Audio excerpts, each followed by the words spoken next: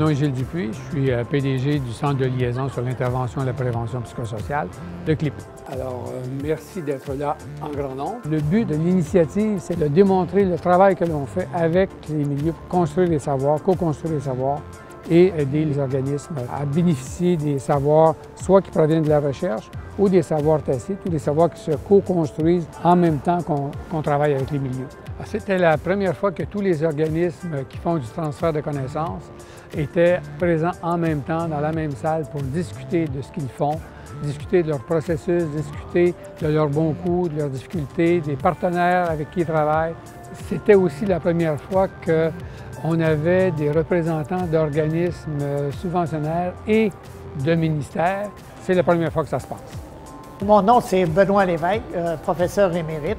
Je siège sur 4 conseils scientifiques, particulièrement sur celui du TIERS, qui est Territoire innovant en économie sociale et solidaire, qui est un des organisateurs du colloque auquel j'ai participé aujourd'hui.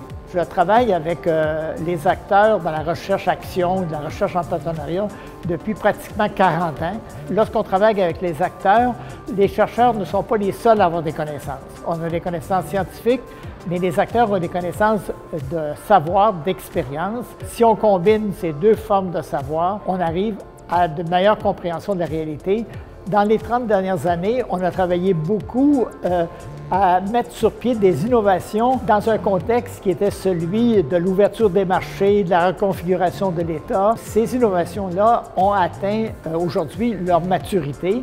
Il faut penser que dans les 30 prochaines années, on a des défis et le plus grand défi, il est celui du développement durable. Un contexte qui nous oblige à innover, qui oblige les chercheurs et les acteurs à travailler ensemble.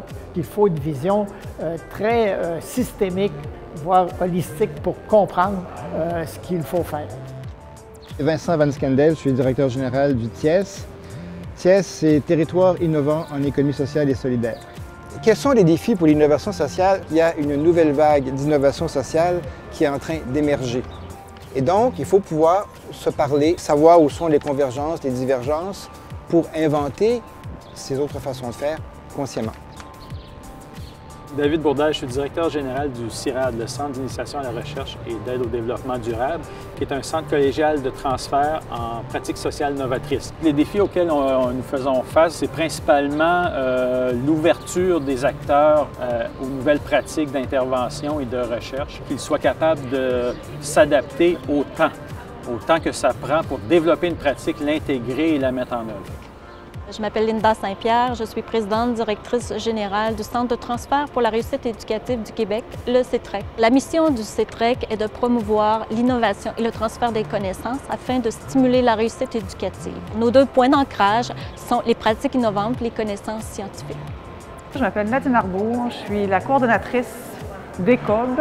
ECOB veut dire Étude des conditions de vie et des besoins de la population. Comme centre de transfert, on a une mission en 3 volets. On fait de la recherche appliquée, on fait de l'accompagnement ou de l'aide technique et on va faire de la formation ou de l'information. On travaille en éducation, santé et développement des communautés.